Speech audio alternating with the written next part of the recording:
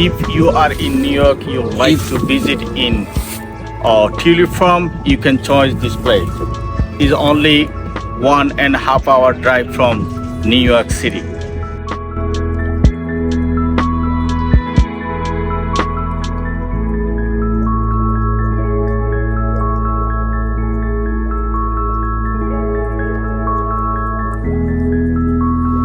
Waterdrinker Family Farm and Garden, Manorville, Long Island, New York.